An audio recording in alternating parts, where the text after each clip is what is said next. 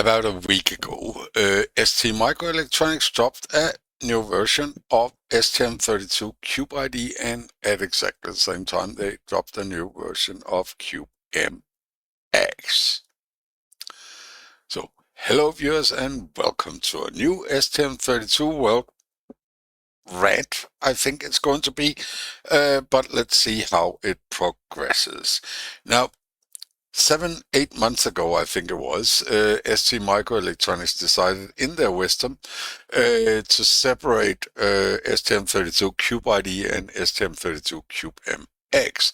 And one of the arguments that they had themselves in the ST community forum was that the CubeIDE team wanted to be separate from the CubeMX so they could focus on some of the bugs in CubeIDE. Since then, they have still released them together. Every time there is a CubeMX release, there's a new CubeIDE and vice versa. And there has, to the best of my knowledge, not been any real fixes on the STM32 CubeIDE. So they decided to make it worse so that they could make it better, and then they didn't do that. I am baffled. Now, I actually downloaded this about a week ago, and normally I would have posted an update video, but quite frankly, I couldn't see any changes, even though it was a major release. It went from 2.1 to 2.2, CubeIDE, that is. And I kind of decided I couldn't be bothered because I didn't really have anything to talk about. Now, I did notice a newly introduced bug in CubeMX.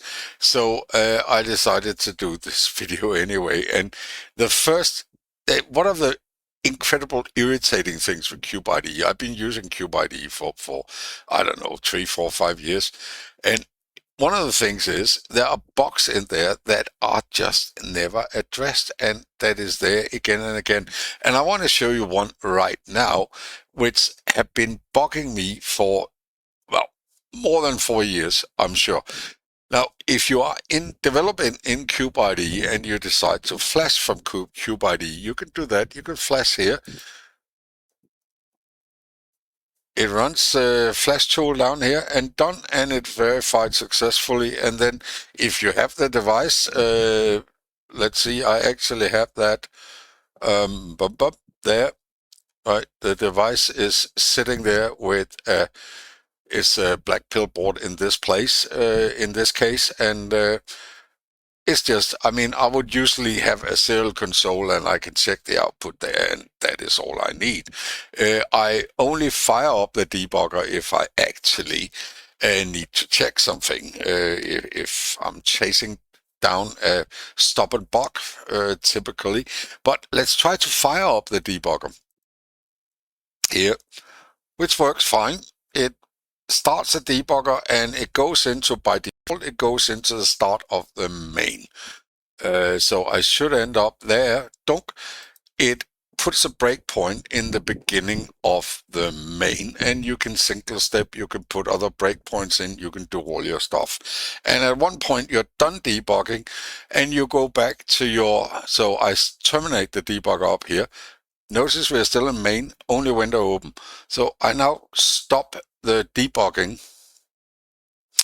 There we go. And I found the bug, I fixed the bug, and I want to reflash, and now I flash again and see what is happening.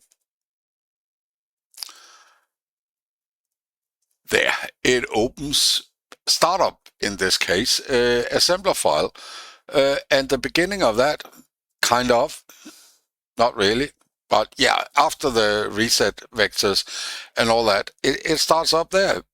And then it goes on into main. Now, you would think that it would always start the same file. No, it seems to be completely random. Sometimes it opens this file, sometimes it opens one of the hell library files, but it always opens a file. I can close this and I can start the debugging session again.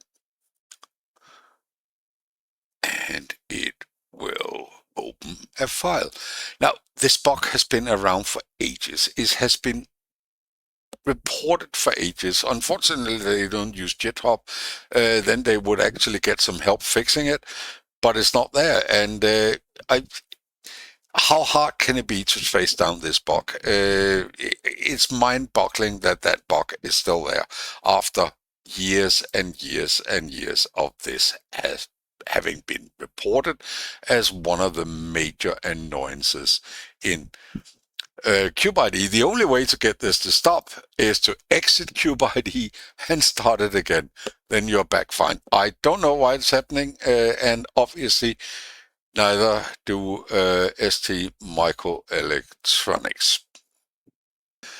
Now, what triggered all this was actually I noticed in STM32CubeMX that there was an update, and I just clicked here, update, and from it updated CubeMX, and let's just see what version we're actually at, 6.18 of CubeMX. Oh, nicely animated MX logo. Fix your box instead. That's way more important.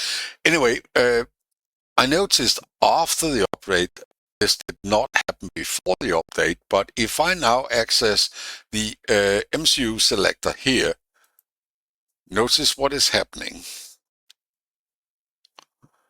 Apart from it being slow, there, it starts downloading some files. It downloads the crdb.zip, which is a 43 megabyte file,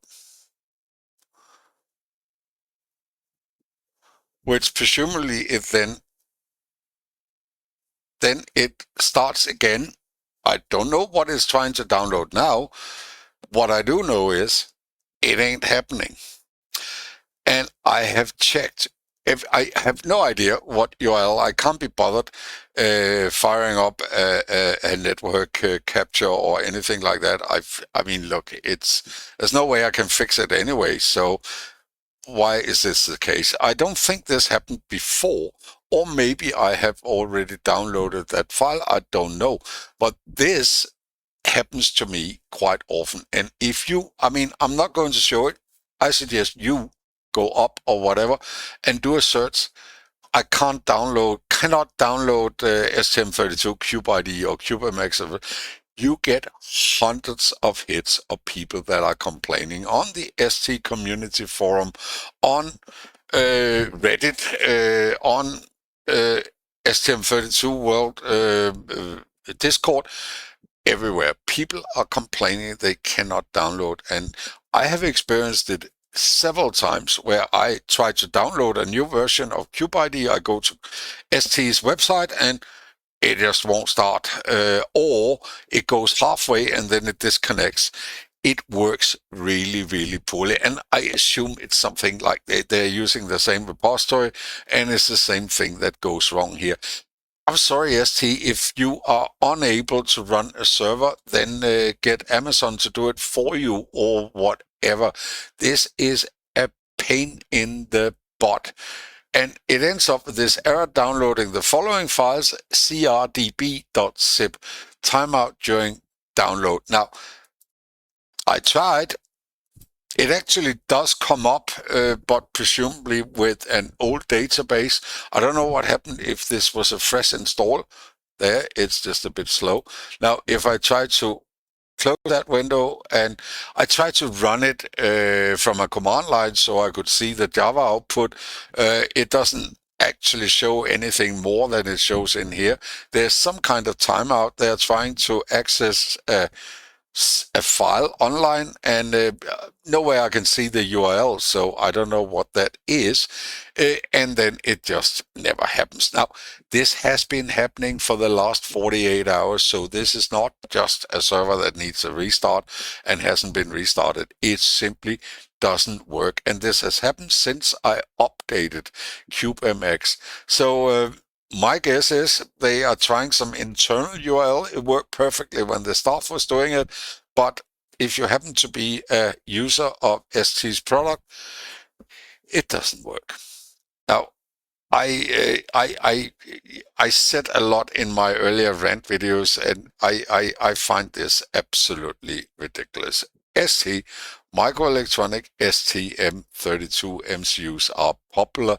They're popular because they always had great tools, great documentation, all working, all available, and they seem to really be going downhill. Now, I know for a fact that my videos are being sort of discussed on internal forums in ST, and I can see every time that it goes around inside ST, I get a boatload of downvotes on the video. I don't care. I'm not going to shut up.